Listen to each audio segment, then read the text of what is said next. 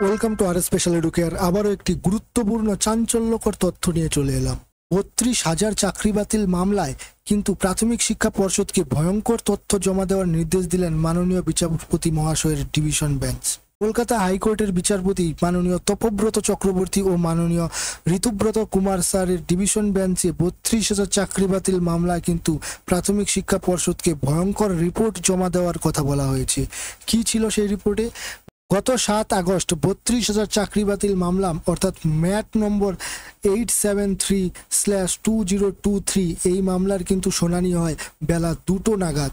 ওই দিনই কিন্তু এই প্রাথমিক শিক্ষা পর্ষদের বিরুদ্ধে চাঞ্চল্যকর দুর্নীতির তথ্য উঠে আসে এবং মামলাকারীদের অভিযোগ অনুযায়ী প্রাথমিক শিক্ষা পর্ষদের বিরুদ্ধে কিন্তু চাঞ্চল্যকর দুর্নীতির অভিযোগ উঠে এসেছে। এই ৩২,০০০ চাকরি বাতিল মামলায় কিন্তু ২৬৯ জনকে কিন্তু প্রশ্নভুল মামলায় সরাসরি ১ নাম্বার দিয়ে কোনো রকম ইন্টারভিউ প্রসেস ছাড়াই কিন্তু সরাসরি নিয়োগের জন্যই কিন্তু এই চাঞ্চল্যকর তথ্য উঠে এসেছে। মামলাকারীদের অভিযোগ যে তাদের কোনো রকম ইন্টারভিউ প্রসেস ছাড়াই, তাদের কোনো রকম প্রসেসিং ছাড়াই ১ নাম্বার করে দিয়ে তাদের নিয়োগ দেওয়া হয়েছে।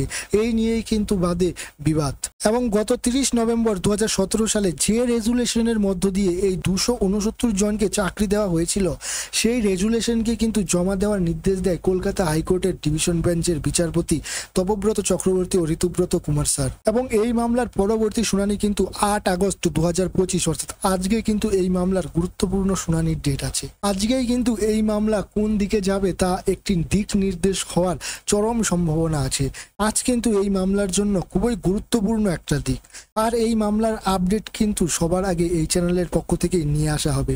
তার জন্য চ্যানেলটিকে সাবস্ক্রাইব করে বেল আইকনটি প্রেস করে রাখুন, যাতে আপডেট দেওয়ার সাথে সাথে নোটিফিকেশন আপনার কাছে পৌঁছে যায়।